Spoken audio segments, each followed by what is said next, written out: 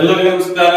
ನಾನು ನಿಮ್ಮ ಡಿವಿಜಿ ವಾಯ್ಸ್ ಕರಿಯಪ್ಪ. ಇವತ್ತಿನ ವಿಚಾರ ಏನಪ್ಪಾ ಅಂತ ಹೇಳಿದ್ರೆ, ಇವತ್ತು ವಿ.ಎಸ್. ಉಗ್ರಪ್ಪನವರ ಅಧ್ಯಕ್ಷತೆಯಲ್ಲಿ ವಾಲ್ಮೀಕಿ ಸಮಾಜದಲ್ಲಿರ್ತಕ್ಕಂಥ ಕುಂದುಕೊರತೆಗಳ ಬಗ್ಗೆ ಮಾತನಾಡೋದಕ್ಕೆ ದಾವಣಗೆರೆ PB ರೋಡ್ ಅಲ್ಲಿ ಇರ್ತಕ್ಕಂಥ ಓಷಿಯನ್ ಪಾರ್ಕ್ಗೆ ರಾಜ್ಯದಲ್ಲಿರ್ತಕ್ಕಂಥ ಉತ್ತಮ ಹೋರಾಟಗಾರರು, ಹಿರಿಯ ವಕೀಲರು, ಹಿರಿಯ ಸಾಹಿತಿಗಳು, ಸಮಾಜದ ಏಳಿಗೆಗಾಗಿ ಹಗಲಿರುಳು ಶ್ರಮಿಸ್ತಕ್ಕಂಥ ವ್ಯಕ್ತಿಗಳು, ರಿಟೈರ್ಡ್ ಸರ್ಕಾರಿ ಅಧಿಕಾರಿಗಳು, ಅದೇ ರೀತಿಯಾಗಿ ಸಮಾಜವನ್ನ ಕಟ್ಟುವ ಹುಮ್ಮನಸ್ಸಿರ್ತಕ್ಕಂಥ ತುಳಸಿರಾಮರಾಗಿರ್ಬೋದು, ಗಾಂಧಿ ನಾಗರ್ ಸರ್ ಆಗಿರ್ಬೋದು, ಸಿಂಗಾಪುರ್ ವೆಂಕಟೇಶಣ್ಣ ಆಗಿರ್ಬೋದು, ರವಿಕುಮಾರ್ ಮೊಣಕಲ್ ಆಗಿರ್ಬೋದು, ಮಂಜುನಾಥ್ ಬಳೆಗಾರ್ ಆಗಿರ್ಬೋದು, ಇನ್ನು ಅತಿ ಹೆಚ್ಚು ಜನರು ಬರೀದ್ರು. ದಾವಣಗೆರೆ ಮನೆ ಗಣೇಶಣ್ಣನವರಾಗಿರ್ಬೋದು, ವದಿಗೆರೆ ರಮೇಶ್ ಅವರಾಗಿರ್ಬೋದು, ಇದೇ ರೀತಿಯಾಗಿ ಸುಮಾರು ದೊಡ್ಡ ದೊಡ್ಡ ಲೀಡರ್ಸ್ಗಳೆಲ್ಲ ಇವತ್ತು ಓಷಿಯನ್ ಪಾರ್ಕ್ ಅಲ್ಲಿ ಮೀಟಿಂಗ್ ಮಾಡ್ತಾ ಇದ್ದಾರೆ. ಬಟ್ ಇಲ್ಲಿ ನಾನು ಆ ಮೀಟಿಂಗ್ ಮಾಡೋ ಉದ್ದೇಶದ ಬಗ್ಗೆ ಯಾಕೆ ಹೇಳ್ತಾ ಇದ್ದೀನಿ ಅಂತ ಹೇಳಿದ್ರೆ, ಸಮಾಜ ಕಟ್ಟಬೇಕಾಗಿರ್ತಕ್ಕಂಥ ವ್ಯಕ್ತಿಗಳು, ಏನು ಈ ಮೀಸಲಾತಿ ಕ್ಷೇತ್ರದಿಂದ ಗೆದ್ದಿರ್ತಕ್ಕಂಥ ರಾಜಕಾರಣಿಗಳಾಗಿರ್ಬೋದು, ಸಮಾಜ ಉದ್ಧಾರ ಮಾಡ್ತೀನಿ ಅಂತ ಹೇಳಿ ಸಂಸ್ಥಾಪಕ ಮಠಾಧಿಪತಿಗಳಾಗಿರ್ತಕ್ಕಂಥ ಪ್ರಸನ್ನಾನಂದಪುರಿ ಸ್ವಾಮಿಗಳಾಗಿರ್ಬೋದು ಮಾಡಬೇಕಾಗಿತ್ತು. ಬಟ್ ಇದು ಎಲ್ಲೋ ಒಂದು ಕಡೆಗೆ ಸರ್ಕಾರಕ್ಕಿಂತಲೂ ಜಾಸ್ತಿ ಸಮುದಾಯದಲ್ಲಿರ್ತಕ್ಕಂಥ ಸಮುದಾಯವನ್ನು ತಳಮಟ್ಟಕ್ಕೆ ಇಟ್ಟಿದ್ದಾರೆ ಅನ್ನೋ ಒಂದು ಅಗೌರವ ಕಾಡ್ತಾ ಇದೆ ವಾಲ್ಮೀಕಿ ಜನಾಂಗಕ್ಕೆ. ಹೇಗೆ ಅಂತ ಹೇಳಿದ್ರೆ, ಯಾವುದೇ ಹಗರಣ ಆದ್ರೂ ಯಾವ್ದೋ 4 ಜನ ಹೋರಾಟ ಮಾಡ್ತಾರೆ, ಅದನ್ನ ಸರ್ಕಾರದ ರೂಪಕ್ಕೆ ಕಾರ್ಯರೂಪಕ್ಕೆ ತರಕ್ ಆಗ್ತಾ ಇಲ್ಲ. ಕಾರಣ ಆ ಸಮಾಜದಲ್ಲಿರ್ತಕ್ಕಂಥ ವ್ಯಕ್ತಿಗಳ ದೌರ್ಭಾಗ್ಯನೋ ಅಥವಾ ಮಠಾಧಿಪತಿಗಳ ದೌರ್ಭಾಗ್ಯನೋ ಅಥವಾ ಹೋರಾಟಗಾರರ ದೌರ್ಭಾಗ್ಯನೋ. ಯಾಕಂದ್ರೆ ಯಾರಿಗಾದ್ರೂ ಒಬ್ಬರಿಗೆ ಸಪೋರ್ಟ್ ಸಿಗುತ್ತೆ ಅಂತ ಹೇಳಿದ್ರೆ ಆ ವ್ಯಕ್ತಿ ಎಲ್ಲಿಯವರೆಗೂ ಬೇಕಾದ್ರೂ ಹೋರಾಟ ಮಾಡ್ಲಿಕ್ಕೆ ಸಿದ್ಧವಾಗಿರ್ತಾರೆ. ಇಲ್ಲಿ ಸುಮಾರು ವರ್ಷದಿಂದ ವಾಲ್ಮೀಕಿ ಸಮಾಜಕ್ಕೆ ಒಳ್ಳೆಯದನ್ನೇ ಮಾಡ್ಕೊಂಡು ಬಂದಿರತಕ್ಕಂಥ ವಿ.ಎಸ್. ಉಗ್ರಪ್ಪನವರ ಅಧ್ಯಕ್ಷತೆಯಲ್ಲಿ ಏನೇನು ನಡೆಯುತ್ತೆ ಇವತ್ತಿನ ಒಂದು ಪೂರ್ತಿ ಡೀಟೇಲ್ ಅನ್ನ ನಿಮಗೆ ಕೊಡ್ತಾ ಹೋಗ್ತೀನಿ. ಈಗ ಮಧ್ಯಾಹ್ನ ಊಟದ ಸಮಯ ಆಗಿದೆ, ಹಾಗಾಗಿ ನಾನು ಈ ವಿಡಿಯೋ ಮಾಡ್ತಾ ಇದ್ದೀನಿ. ಬೆಳಗ್ಗಿಂದ ಏನು ನಾನು ವಿಡಿಯೋ ಮಾಡಿದ್ದೀನಿ, ಸಮಾಜಕ್ಕೆ ಏನು ಮುಟ್ಟಿಸ್ಬೇಕಾಗಿತ್ತು ವಿಚಾರವನ್ನು ಮುಟ್ಟಿಸ್ತಾ ಹೋಗ್ತಾ ಇದ್ದೀನಿ. ಇನ್ನು ಸಂಜೆಯ ಒಂದು ಹೊಷ್ಟೊತ್ತಿಗೆ ಏನು ನಡೆಯುತ್ತೆ ಅದರ ಬಗ್ಗೆನೂ ಸಮೇತ ರಾತ್ರಿ ಅಪ್ಡೇಟ್ ಮಾಡ್ತೀನಿ, ಮತ್ತೆ ನಾಳೆ ಬೆಳಗ್ಗೆನೂ ಸಹ ಅಪ್ಡೇಟ್ ಮಾಡ್ತೀನಿ. ಇಲ್ಲಿ ನೀವು ತಿಳ್ಕೋಬೇಕಾಗಿರ್ತಕ್ಕಂಥದ್ದು ಇಷ್ಟೇನೆ, ಸಮಾಜ ಅಂತ ಹೇಳಿದ್ರೆ ಸಮಾಜದಲ್ಲಿ ಇರ್ತಕ್ಕಂಥವ್ರು ಮಾತ್ರ ಕಟ್ಟಿದ್ರೆ ಮಾತ್ರ ಅದೊಂದು ಉತ್ತಮ ಸಮಾಜ ಆಗುತ್ತೆ. ಇಲ್ಲ ಅಂತ ಹೇಳಿದ್ರೆ ಹಿಂದಿರ್ತಕ್ಕಂಥ ಇತಿಹಾಸವನ್ನೆಲ್ಲ ಮರಿಬೇಕಾಗುತ್ತೆ. ಯಾಕೆ ಅಂತ ಹೇಳಿದ್ರೆ, ಇವತ್ತು ರಾಜ್ಯದಲ್ಲಿ ಇರ್ತಕ್ಕಂಥ ಎಲ್ಲಾ ಮಠಗಳಿಗೂ ಮೂಲ ಪುರುಷರು ವಾಲ್ಮೀಕಿ ಸಮುದಾಯದವರು ಅಂತ ಎಲ್ಲ ಜನಾಂಗದವ್ರಿಗೂ ಗೊತ್ತು. ಯಾಕೆ ಅಂತ ಹೇಳಿದ್ರೆ, ಇವತ್ತು ಇದೇ ಮುರುಘಾ ಮಠವನ್ನ ಬಿಟ್ಕೊಟ್ಟಿದ್ದು ಯಾರು ಅಂತ ಹೇಳಿದ್ರೆ ಬಿಚ್ಚಗತ್ತಿ ಭರಮಣ್ಣ ನಾಯಕರ ಹೆಸರು ಹೇಳ್ತಾರೆ. ಅಲ್ಲಿಂದ ವಂಶ ಪರಂಪರೆಯಿಂದ ಸ್ಟಾರ್ಟ್ ಆಗಿರ್ತಕ್ಕಂಥ ನಮ್ಮ ಒಂದು ಕೊಡುಗೆ ಇವತ್ತಿನವರೆಗೂ ನಿಂತಿಲ್ಲ. ಇನ್ನೂ ಸಹ ಆ ಇತಿಹಾಸ ಮರುಕಳಿಸ್ತಾನೇ ಇದೆ. ಚಿತ್ರದುರ್ಗದ ಪಾರ್ಕ್ ಎಲ್ಲಿ ಬಂತು, 100 ಕೋಟಿ ಕೊಡ್ತೀವಿ, 150 ಕೋಟಿ ಕೊಡ್ತೀವಿ, ಯಾರು ಕೊಡಲ್ಲ ಸ್ವಾಮಿ, ಬೆನ್ನಿಂದ ಬಿದ್ದು ಮಾಡಿಸ್ಕೋಬೇಕಾಗುತ್ತೆ. ಬಟ್ ಇಲ್ಲಿ ಅದಕ್ಕೆ ಆದಂತ ಒಂದು ಸಪರೇಟ್ ಗ್ರೂಪ್ ಅಥವಾ ಸಪರೇಟ್ ವಿಂಗ್ ಮಾಡಿಕೊಂಡು ಎಲ್ಲ ಅಧಿಕಾರಿಗಳನ್ನ, ಬುದ್ಧಿವಂತರನ್ನ, ಹಿರಿಯ ಜೀವಿಗಳನ್ನ ಹಾಕೊಂಡು ಒಂದು ಕಮಿಟಿ ಮಾಡಿಕೊಂಡು ಸಮಾಜವನ್ನ ಮುನ್ನಡೆಸುವಂತ ಕೆಲಸವನ್ನ ವಿ.ಎಸ್. ಉಗ್ರಪ್ಪನವರ ಅಧ್ಯಕ್ಷತೆಯಲ್ಲಿ ಇವತ್ತು ಓಷಿಯನ್ ಪಾರ್ಕ್ ಅಲ್ಲಿ ನಡೀತಾ ಇದೆ. ಇನ್ನು ಮುಂದಿನ ಒಂದು ಕ್ಷಣಗಣನೆಯನ್ನ ನೋಡ್ತಾ ಹೋಗೋಣ. ಇದು ಈಗಿನ ವಿಚಾರ. ಸಮುದಾಯದ ಹಿರಿಯ ನಾಯಕರ ನಡೆದಾದ ಮಾನ್ಯ ಉಗ್ರಪ್ಪನಿಗೆ ನಮ್ಮ ಈ ಕಾರ್ಯಕ್ರಮಕ್ಕೆ ಎಲ್ಲ ಜಿಲ್ಲೆಗಳಿಂದ, ಕರ್ನಾಟಕದ ಮೂಲೆಗಳಿಂದ ಸಮುದಾಯದ ಹಿತಚಿಂತಕರು, ಹೋರಾಟಗಾರರು, ಸಾಹಿತಿಗಳು, ವಕೀಲರು ಹಾಗೂ ನಿವೃತ್ತ ಏನು ಅಧಿಕಾರಿಗಳಿದ್ದೀರ ಎಲ್ಲರೂ ಸಹ ಇಲ್ಲಿ ಸೇರಿಸಿರುವಂತದ್ದು ಬಹಳ ದೊಡ್ಡ ವಿಚಾರ.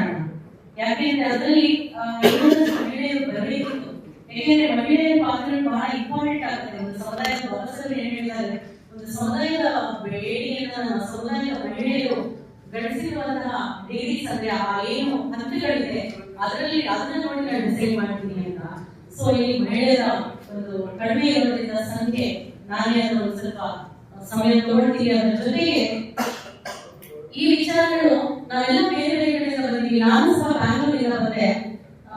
ಬೆಳಿಗ್ಗೆ ನೈಟೇ ಹೊರಟ್ವಿ ನಾನು ನಮ್ಮ ಮನೆಯವರು ಹೊರಟು ನಾವು ಅಣ್ಣ ಏನೋ ಒಂದು ಕರೆದ್ರು ಅದು ನಮ್ಮ ಕರ್ತವ್ಯ ಅಂತ ತಿಳ್ಕೊಂಡಿದ್ದೀವಿ. ಏನೋ ಒಂದು ನಾವೇನೋ ಗಳಿಸ್ಬಿಡ್ತೀವಿ ಅಂತ ಅಲ್ಲ, ಈ ಸಮುದಾಯದಲ್ಲಿ ನಾವು ಹುಟ್ಟಿದೀವಿ. ಈ ಸಮಾಜಕ್ಕೆ, ಈ ಸಮುದಾಯಕ್ಕೆ ನಮ್ಮ ಒಂದು ಕೊಡುಗೆ ಏನು, ನಾವೇನಾದ್ರು ಮಾಡ್ಲಿಕ್ಕೆ ಆಗಲ್ಲ.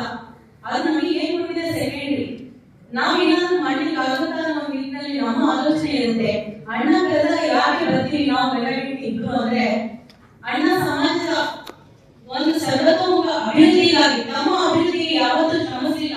ನಾನು ಕಂಡಂಗೆ ಸಮಾಜಕ್ಕೋಸ್ಕರನೇ ಹಗಲು ರಾತ್ರಿ ಅವರ ಚಿಂತನೆಗಳಿರುತ್ತೆ. ಅವರ ಪ್ರತಿಯೊಂದು ಹೆಜ್ಜೆಯು ಅದರ ಕಡೆಗೆ ಇರುತ್ತೆ. ಅವರ ಆಲೋಚನೆಗಳು ಹಾಗೇನೆ ಇರುತ್ತೆ.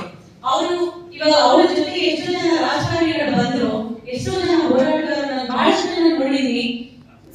ಸಾವಿರಾರು ಕೋಟಿ ದುಡ್ಡು ಮಾಡ್ಕೊಂಡಿದ್ದಾರೆ, ಎಂಪಿಗಳಾಗಿದ್ದಾರೆ, ಮಿನಿಸ್ಟರ್ಗಳಾಗಿದ್ದಾರೆ, ಬಹಳ ದೊಡ್ಡ ಮಟ್ಟದಲ್ಲಿ ಬದುಕನ್ನ ಮಾಡ್ತಾ ಇದ್ದಾರೆ. ಆದ್ರೆ ಇವತ್ತಿಗೆ ಈ ಒಂದು ಸಣ್ಣ ಸಮುದಾಯ ಭವನದಲ್ಲಿ ಅಣ್ಣ ನಮ್ಮ ಜೊತೆಗೆ ಅದು ನೋಡಿ ಅವರಿಗೆ ಯಾವ ರೀತಿ ಒಂದು ನಾಯಕತ್ವ ಗುಣ ಬೇಕು. ಈಗಿನ ಒಂದು ಜನಪ್ರತಿನಿಧಿಗಳಿಗೆ ಅಲ್ಲಿಗೆ ಅಣ್ಣನೇ ಸಾಕ್ಷಿ. ನನ್ನ ಅಣ್ಣನ ಬಗ್ಗೆ ಹೇಳ್ತಾ ಇದ್ದೀನಿ ಅಂತ ಯಾರು ಬೇಜಾರು ಮಾಡ್ಕೊಳ್ಬೇಡಿ. ಯಾಕಂದ್ರೆ ನನ್ನ ಅನಿಸಿಕೆ ನಾನು ಹೇಳ್ತಾ ಇದ್ದೀನಿ. ವೇದಿಕೆ ಇದೆ, ಅವರಿಗೆ ಸಪರೇಟ್ ಚೇರ್ ಹಾಕಿ ಒಂದ್ 2-3 ಜನ ಕೂರಿಸ್ಕೊಂಡು ಬರೀ ಕೋರ್ ಕಮಿಟಿ ಮಾತ್ರ ಸಾಕು ಅಂತ ಎಲ್ಲರೂ ಕೂರಿಸಿ ಮಾತಾಡಬಹುದಾಗಿತ್ತು. ಆದ್ರೆ ಎಲ್ಲರ ಸಮ್ಮುಖಿ ಕೂತು ನಾವೆಲ್ಲರೂ ಸಮಾನರು, ನಾವೆಲ್ಲ ಸಮಾನ ಮನಸ್ಸರು, ಎಲ್ಲರೂ ನಾವು ವಿಚಾರ ವಿನಿಮಯವನ್ನು ಮಾಡಿಕೊಂಡು ಒಂದು ಚರ್ಚೆಯನ್ನು ಮಾಡಿಕೊಂಡು ಮುಂದುವರೆಕೊಂಡು ಹೋಗೋಣ ಅನ್ನೋ ಮನಸ್ಥಿತಿ ಇದೆಯಲ್ಲ, ಅದು ಈಗಿನ ನಾಯಕತ್ವದ ಒಂದು ನಿಜವಾದ ಗುಣ. ಅದು ಇರ್ಬೇಕಾಗಿತ್ತು ಈ ರಾಜಕಾರಣಿಗಳಲ್ಲಿ. ನನಗೆಲ್ಲ ನಮ್ಮ ಸಮುದಾಯದ ರಾಜಕಾರಣಿಗಳನ್ನ ನಾನು ಹೇಳಬೇಕು. ಯಾಕಂದ್ರೆ ಸಮುದಾಯದ ಹೆಣ್ಮಗಳು ನನಗೆ ನೋವಿದೆ. ಇಷ್ಟು ವರ್ಷ ಆದ್ರೂ ಇನ್ನು ನಮ್ಮ ಸಮುದಾಯ ಅಲ್ಲೇ ಇದೆ. ಯಾಕೆ ಬೆಳವಣಿಗೆ ಆಗ್ಲಿಕ್ಕೆ ಆಗ್ತಾ ಇಲ್ಲ? ಸಾಮಾಜಿಕವಾಗಿ, ಆರ್ಥಿಕವಾಗಿ, ಧಾರ್ಮಿಕವಾಗಿ, ಶೈಕ್ಷಣಿಕವಾಗಿ, ರಾಜಕೀಯವಾಗಿ ಎಲ್ಲ ವಲಯದಲ್ಲಿ ಇನ್ನೂ ಸಹ ಹಿಂದೆ ಕೊಡ್ತಿದ್ದೀವಿ. 1 ವರ್ಷಗಳ ಕಾಲ ಸತತ ಹೋರಾಟ, ಏನೋ ಮೀಸಲಾತಿ ಹೆಚ್ಚಿಗೆ ಆಗಬೇಕು ಅಂತ ಆ ಹೋರಾಟದಲ್ಲಿ ಫ್ರೀಡಂ ಪಾರ್ಕ್ ಅಲ್ಲಿ 1 ವರ್ಷಗಳ ಕಾಲ ಏನು ಹೋರಾಟ ಇತ್ತು, ನಾವು ಸಹ ಇದ್ವಿ. ಬಡ್ತಿ ಮೀಸಲಾತಿ ಹೋರಾಟ, ಉದ್ಯೋಗದಲ್ಲಿ ಬಡ್ತಿ, ಆ ಹೋರಾಟದಲ್ಲಿ ಹೆಣ್ಣು ಮಕ್ಕಳು, ನನ್ನ ಹೆಣ್ಣು ಮಕ್ಕಳ ಟೀಮು, ಭೀಮಾಪುತ್ರಿ ಬ್ರಿಗೇಡ್ ಅನ್ನೋ ಹೆಣ್ಣು ಮಕ್ಕಳ ಟೀಮು, ಸಮುದಾಯ ವಾಲ್ಮೀಕಿ ಸಮುದಾಯದ ಹೆಣ್ಮಕ್ಳೆ.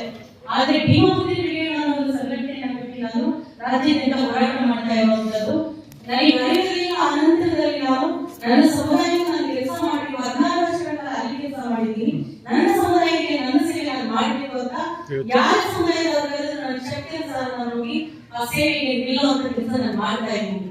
ಜೊತೆಗೆ ಬಡ್ತಿ ಮೀಸಲಾತಿ, ಇವತ್ತು ಏನೆಲ್ಲ ಬಡ್ತಿ ಮೀಸಲಾತಿಗಳು ಸಮಸ್ಯೆ ಆಗಿತ್ತು, ಆ ಸಮಸ್ಯೆಗೂ ಸಹ ಇಡೀ ಬೀದಿನಲ್ಲಿ ಮಿನಿಸ್ಟರ್ ಮನೆ ಮುತ್ತಿಗೆ, ಮುಖ್ಯಮಂತ್ರಿ ಮನೆ ಮುತ್ತಿಗೆ, ನನ್ನ ಮಹಿಳೆಯರ ಹೆಣ್ಣು ಮಕ್ಕಳ ಟೀಮ್ ಕಟ್ಕೊಂಡು ಬೀದಿಗಳಲ್ಲಿ ನಾನು ಹೋರಾಟ ಮಾಡಿದ್ದೀನಿ. ಸೊ ಎಲ್ಲ ಬಹಳಷ್ಟು ಕಷ್ಟಪಟ್ಟು ಬೀದಿ ಹೋರಾಟ ಬಹಳ ಕಷ್ಟ ಇದೆ. ಕೂತು ನಾನು ವೇದಿಕೆಯಲ್ಲಿ ಭಾಷಣ ಮಾಡ್ಬಿಡ್ಬೋದು, ಆದ್ರೆ ಹೆಣ್ಣು ಮಕ್ಕಳು ಕರ್ಕೊಂಡು ಬೀದಿ ಹೋರಾಟ ಮಾಡೋದಿಲ್ಲ, ಬಹಳ ಕಷ್ಟ ಇದು. ನೋಡೋ ರೀತಿ ಬೇರೆ, ಹೆಣ್ಣು ಮಕ್ಕಳನ್ನ ಸಂಭಾಳಿಸ್ಕೊಂಡು ಕರ್ಕೊಂಡು ಹೋಗೋದು ಬಹಳ ತುಂಬಾ ಕಷ್ಟದ ಅಂತದ್ರಲ್ಲಿ ನಾವು ಅದನ್ನ ಮಾಡಿ ಎಲ್ಲ ಹಂತಕ್ಕೆ ಬಂದ ನಂತರದಲ್ಲಿ ಅಷ್ಟು ಕಷ್ಟದ ಹೋರಾಟ ಏಕಾಏಕಿ ಕೇಟಿನಲ್ಲಿ ಅದು ಸ್ಟಾಪ್ ಆಗಿದೆ. ಯಾರ ಬಗ್ಗೆ ಧ್ವನಿ ಎತ್ತಾ ಇಲ್ಲ. ನಾನು ನ್ಯೂಸ್ ನೋಡ್ತಾ ಇದ್ದೆ, ಒಬ್ಬರ ಕಡೆಗೆ ಒಂದು ಕಾಲ್ ಬಂದಿಲ್ಲ. ಕರ್ನಾಟಕದಲ್ಲಿ ಎಲ್ಲ ಹೋರಾಟಗಾರರು ಕನೆಕ್ಟಿವಿಟಿ ಇದೆ, 15-16 ವರ್ಷದ ಹೋರಾಟ ನಂದು. ಆದ್ರೆ ಧ್ವನಿ ಎತ್ತಿದವರು ಅಣ್ಣ ಮಾತು. ಅದು ಎಲ್ಲಿ ಧ್ವನಿ ಎತ್ತಿದ್ರು? 2 ವಿಚಾರದಲ್ಲಿ ಅಣ್ಣ ಧ್ವನಿ ಎತ್ತಿದ್ರು. ಒಂದು ವಿಚಾರ, ಈ ಇಡೀ ಇವಾಗ ಏನ್ 2ನೇ ಒಂದು ಮೀಟಿಂಗ್ ಆಗ್ತಾ ಇರುವಂತದ್ದು ಬ್ಯಾಂಗ್ಳೂರ್ ಒಂದಾಯ್ತು, 7% ಇರೋದು 3% ನಲ್ಲಿ ಸ್ಟಾಪ್ ಆಗಿದೆ. ಹೈಕೋರ್ಟ್ನಲ್ಲೂ ಸಹ ಅದಕ್ಕೆ ಎಸ್ಕೇಪ್ ಬಂದಿದ್ದಾರೆ. ಅದಾದ್ಮೇಲೆ ಸುಪ್ರೀಂ ಕೋರ್ಟ್ ಇವಾಗ ಹೊಸ ಏನು ಸಿಜಿ ಬಂತು, ಅವರು ಸಹ 50% ಮೇಲೆ ಎಕ್ಸಿಟ್ ಆಗಬಾರ್ದು ಅಂತ ಅವರು ಸಹ ಆರ್ಡರ್ ಮಾಡಿದ್ರು. ಸೊ ಎಲ್ಲ ಕಡೆಯಿಂದ ಅದಕ್ಕೆ ಒಂದು ಫುಲ್ ಸ್ಟಾಪ್ ಇಡುವಂತ ಕೆಲಸ ಆಯ್ತು. ಅಣ್ಣ ಅಂದ್ರೆ ಇಮಿಡಿಯೇಟ್ ರಿಯಾಕ್ಟ್ ಮಾಡಿದ್ರು. ಇನ್ನೊಂದು ವಿಚಾರ, ಏನು ನಮಗೆ ಮೀಸಲಾತಿ ಅನ್ನೋದು ಬಂದ್ರೆ ಅದೇನು ನಮಗೆ ಗೊತ್ತಾಗಿರುವಂತ ವಿಷಯ ಅಲ್ಲ. ರೆಪ್ರೆಸೆಂಟೇಷನ್ ಅಂದ್ರೆ ಶ್ರೇಣಿಯುತ ಜಾತಿ ವ್ಯವಸ್ಥೆ ಇತ್ತು. ಆ ಶ್ರೇಣಿಯುತ ಜಾತಿ ವ್ಯವಸ್ಥೆಯಲ್ಲಿ ನಾವಿಲ್ಲ. ಇಲ್ಲದಂತಹ ಒಂದು 4 ವರ್ಣ ಇದೆ. 4 ವರ್ಣದಲ್ಲಿ ಇಲ್ಲದೆ ತಂದವರು ನಾವು 5ನೇ ವರ್ಣ ಪಂಚಮರು. ಮತ್ತೆ ಅದರ ಜೊತೆಗೆ ಊರಿನಿಂದ ಹೊರಗಿದ್ದಂತಹ ಈ ಊರಿಗೆ ಮುಖ್ಯವಾಗಿ ತೆರೆದುಕೊಳ್ಳದಿರುವಂತಹ ನಾವುಗಳು ಎಸ್ಟಿ ಸಮುದಾಯಕ್ಕೆ ಕೊಟ್ಟಂತದ್ದು. ಅದನ್ನ ಒಂದು ರೆಪ್ರೆಸೆಂಟೇಷನ್. ಅದನ್ನ ಇವಾಗ ಎಲ್ಲರೂ ಸಹ ನಮಗೂ ಸೇರಿಸಿ ಸಮುದಾಯದಿಂದ ಆಯ್ಕೆಯಾದಂತಹ ಸಮುದಾಯದ ಒಂದು ಶ್ರೇಯೋಭಿಲಾಷನ್ನ ಕಾಯಬೇಕಾಗಿದ್ದಂತ ಯಾವುದೇ ರೆಪ್ರೆಸೆಂಟೇಟಿವ್, ಯಾವುದೇ ರಾಜಕಾರಣಿ, ಯಾವುದೇ ಧಾರ್ಮಿಕ ಹೋರಾಟಗಾರರು ಜವಾಬ್ದಾರಿ ಇರುವಂತವರು ಮಾತಾಡಲಿಲ್ಲ. ಆದ್ರೆ ನಾಡಿನ ದೊರೆಯ ಪಕ್ಕದಲ್ಲಿ ಕುತ್ಕೊಂಡಂತ ನನ್ನ ಅಣ್ಣ ನಮ್ಮ ತಟ್ಟಿಗೆ ದಯವಿಟ್ಟು ಕೈ ಹಾಕಬೇಡಿ ಸ್ವಾಮಿ ಅಂತ ಹೇಳೋ ಎಲ್ಲರಿಗೂ ಹೋರಾಟಕ್ಕೆ ಅದಕ್ಕೋಸ್ಕರ ನಾವು ಎಷ್ಟೇ ಕಿಲೋಮೀಟರ್ ಆಗ್ಲಿ ನಮ್ಮ ಕಾರ್ ನಮ್ಮ ಅಣ್ಣ ನಾವು ತಗೊಂತಾ ಇದ್ದೀವಿ. ಅದು ಅಟ್ಲೀಸ್ಟ್ ಆ ಬದನೆ ನಮ್ಗೆ ಇರಬೇಕು ಅಂತ ಹೇಳಿದ್ರು. ಸಮುದಾಯಕ್ಕೋಸ್ಕರ ಏನ್ ಅಣ್ಣ ಟೊಂಕಲ್ಲಿ ನಿಂತಿದ್ದೀರಣ್ಣ, ನೀವು ಮುಂದಿನ ದಿನಗಳಲ್ಲಿ ಒಂದು ಕ್ಷೇತ್ರ, ಪ್ರತಿಯೊಂದು ಕ್ಷೇತ್ರದಲ್ಲಿ ಈ ವಿಚಾರವಾಗಿ ನಾನು ಹೇಳೋದೇನು, ಎಲ್ಲಾ ಡಿಸ್ಟ್ರಿಕ್ಟ್ಗಳಲ್ಲಿ ಈ ವಿಚಾರವಾಗಿ ಜಾಗೃತಿಗೊಳಿಸಬೇಕು. ಅದೇ ಇವಾಗ ನಮಗೆ 4% ಹೋಗಿದೆ, ಅದೇ ಎಸ್ಸಿ ಕಮ್ಯುನಿಟಿ 2% ಹೋಗಿದೆ. ಅವರು ಒಳಗಿದ್ದಾರೆ, ಅದರಲ್ಲಿ ಸ್ವಲ್ಪ ಬಿಸಿ ಇದ್ದಾರೆ. 4% ಕಮ್ಯುನಿಟಿ ಕಡಿಮೆ ಆಗಿದೆ. ಇಷ್ಟೊತ್ತಿಗೆ ಬೀದಿನಲ್ಲಿ ದೊಡ್ಡ ದೊಡ್ಡ ಹೋರಾಟ ರೂಪಿಸ್ತಾ ಇದ್ರು. ನಮ್ಮಲ್ಲಿ ಆ ಛಲ ಇಲ್ವಾ, ನಮ್ಮಲ್ಲಿ ಇಚ್ಛಾಶಕ್ತಿ ಇಲ್ವಾ ಅಂತ ಲೀಡರ್ಗಳು ಇಲ್ವಾ? ಸಾವಿರಾರು ಮಂದಿ ಬಾಳ್ತಾ ಇದ್ದಾರೆ. ಎಷ್ಟು ಚೆನ್ನಾಗಿ ಬಾಳಿದ್ರೇನು, ಎಷ್ಟು ಮಟ್ಟಿಗೆ ಎಷ್ಟು ಹಣ ಇಟ್ಟೇನು, ಆಸ್ತಿ ಅಧಿಕಾರ ಅಂತಸ್ತು ಎಲ್ಲ ಇದ್ರು ಸಮುದಾಯಕ್ಕೆ ಸಮುದಾಯ ವಿಚಾರ ಬಂದಾಗ ಧ್ವನಿ ಎತ್ತಿಲ್ಲ ನೀವು, ಅದಕ್ಕೆ ತುಳಿತಾ ಇಲ್ಲ ನಿಮ್ಮ ಅನ್ಸುವಾಗ ಏನಿದ್ರು ವೇಸ್ಟ್ ಅಲ್ವಾ? ಏನು ಉಪಯೋಗ ಇದೆ? ಅಂತವ್ರನ್ನ ನಾವು ಗೆಲ್ಲಿಸಿ ನಮ್ಮ ಧ್ವನಿಯನ್ನು ನಾವೇ ಅಳಿಸ್ಕೊಳ್ತೇವೆ.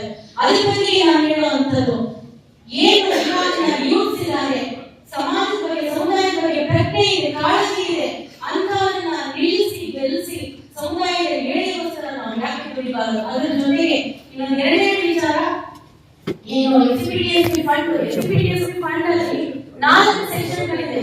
ಆ 70 ಸೆಕ್ಷನ್ ಇದೆ, ಕಾನೂನು 70 ಆ ವಿಚಾರದಲ್ಲಿ ಫಂಡ್ ನ ಬೇಡಿಕೆಗಳಿಗೆ ಪರಿವರ್ತನೆ ಮಾಡಬಹುದು ಅಂತ ಇದಕ್ಕೆ ಎಲ್ಲೆಲ್ಲಿ ಬೀದಿ ಹೋರಾಟಗಳು ದೂರ ಹೋರಾಟಗಳನ್ನ ಮಾಡಿದ್ವಿ. ಎಲ್ಲ ಕಡೆ ಸಿದ್ದರಾಮಯ್ಯ ಬಹಿರಂಗವಾಗಿ ಸಭೆಯಲ್ಲಿ ನಾನು ಪ್ರಶ್ನೆ ಮಾಡಿದ್ದೀನಿ ಹೆಣ್ಮಗಾಗಿ ಕಾನೂನು 70 ರದ್ದು ಮಾಡಿ ಸ್ವಾಮಿ, ಆಮೇಲೆ ಬೇರೆ ಕಾನೂನನ್ನ ನೀವು ಅನೌನ್ಸ್ ಮಾಡಿ ಅಂತ. ಆ ವಿಚಾರದಲ್ಲಿ ಹೊರಗಡೆ ಆಗಿರೋ ನನ್ನ ಏನ್ ಹೆಣ್ಮಗಳು ಮಾತಾಡ್ತಾರೆ ಅಂತ. ಆ ನಂತರದಲ್ಲಿ ರದ್ದು ಮಾಡಿದ್ರು. ರದ್ದು ಮಾಡಿದ ಮೇಲೂ ಸಹ ಫಂಡ್ ನ ಡೈವರ್ಟ್ ಮಾಡಿದ್ರು. ಯಾವ ಸೆಕ್ಷನ್ ಡೈವರ್ಟ್ ಮಾಡಿದ್ರು ಅದನ್ನ ಯಾರು ಹೇಳ್ತಾ ಇಲ್ಲ. ಅದ್ರ ಜೊತೆಗೆ ನಮ್ಮ ಸ್ಪೆಷಲ್ ಫಂಡ್ ಸಮುದಾಯಕ್ಕೆ ಬೇರೆ ಜನರಿಗೆ ಏನ ಅನ್ಸುತ್ತೆ, ಏನಪ್ಪ 45,000 ಕೋಟಿ ಎತ್ತಿರ್ತಾರೆ, ಇರೋಬ್ಬರ ದುಡ್ಡಿನ ಈ ಸಮುದಾಯಕ್ಕೆ ಎಸ್ಸಿಗಳಿಗೆ ನೀರು ಬಿಟ್ಟಿದ್ದಾರೆ. ಎಲ್ಲಿ ಸ್ವಾಮಿ 34,000 ಕೋಟಿ ನೀವು ಯೂತ್ ರೇಟ್ ತಗೊಂಡಿದ್ದೀರಾ, ಅದು ಯಾವಾಗ ವಾಪಸ್ ಕೊಡ್ತೀರಾ? ಹೇಳ್ತಾ ಇದ್ದೀನಿ ಗ್ಯಾರಂಟಿ ಯೋಜನೆಗಳು ಒಳ್ಳೆಯದು, ಬಹಳ ಚೆನ್ನಾಗಿದೆ, ಸ್ವಾಗತಿಸ್ತೀವಿ ನಾವು. ಆದ್ರೆ ಎಲ್ಲರಿಗೂ ಜನರಲ್ ಫಂಡ್ ಅಲ್ಲಿ ಮಾಡ್ತೀರಾ, ನಮಗೆ ಯಾಕೆ ಕೊಡ್ತಾ ಇಲ್ಲ? ಗ್ಯಾರಂಟಿ ಯೋಜನೆ ನಮಗೆ ಇಲ್ಲ, ಎಸ್ಸಿಗಳಿಗೆ ಇಲ್ಲ, ನಮಗೆ ನಮ್ಮ ಫಂಡಿಗೆ ಕೊಡ್ತೀರಾ, ಬೇರೆಯವರಿಗೆ ಜನರಲ್ ಫಂಡ್ ಕೊಡ್ತೀರಾ? ಇದು ನೀವು ಮಾಡ್ತಾ ಇರೋದು ಡಿಸ್ಕ್ರಿಮಿನೇಷನ್ ಅಲ್ವಾ? ನಾನು ಯಾವುದೇ ರಾಜಕೀಯ ಪಾರ್ಟಿಯವಳಲ್ಲ, ನಾನೇ ಬಿಜೆಪಿ ಜೆಡಿಎಸ್ ಕಾಂಗ್ರೆಸ್ ಯಾವುದೇ ಪಾರ್ಟಿಯವಳಲ್ಲ. ಹಾಗಾಗಿ ನಾನು ಸಮುದಾಯದ ಒಂದು ಹೆಣ್ಣು ಮಕ್ಕಳಾಗಿ ಒಂದು ವ್ಯಾಲಿಸ್ಟ್ ಆಗಿ ನಾನು ಪ್ರಶ್ನೆ ಮಾಡ್ತೀನಿ, ನಮಗೆ ಯಾಕೆ ನೀವು ಭಾಗಿಗಳು ನಮ್ಗೆ ಇಲ್ಲವೇ ಇಲ್ವಲ್ಲ? ನಮ್ಮ ಫಂಡ್ ನೀವು ಮಾಡ್ತಾ ಇರೋದು ನಮ್ಮ ಏನು ನಮ್ಮ ಒಂದು ಇದಕ್ಕೋಸ್ಕರ ಕೊಟ್ಟಿರುವಂತ ಹೇಳಿ ಕೆಲಸ ಮಾಡ್ತಾ ಇದ್ದೀರಾ. ಆದ್ರೆ ಫಂಡ್ಸ್ ಗಳಲ್ಲಿ ನಮ್ಮ ಭಾಗ ಎಲ್ಲಿ, ನಮಗೆ ಯಾಕೆ ಕೊಡ್ತಾ ಇಲ್ಲ ಅನ್ನೋದು. ಮತ್ತೆ ಎಸ್ಪಿಡಿಎಸ್ಪಿ ಫಂಡ್ ಎಲ್ಲಾ ಕಡೆಯಲ್ಲೂ ಮಿಸ್ಯೂಸ್ ಆಗ್ತಾ ಇದೆ. ಎಲ್ಲರೂ ಹೇಳಿದ್ರೆ 187 ಕೋಟಿ ಮಿಸ್ಯೂಸ್ ಆಗಿದೆ. ಇದಕ್ಕೆ ಯಾಕೆ ನಾವು ಒಂದು ವಿಜಿಲೆನ್ಸ್ ಕಮಿಟಿ ಮಾಡಬಾರ್ದು?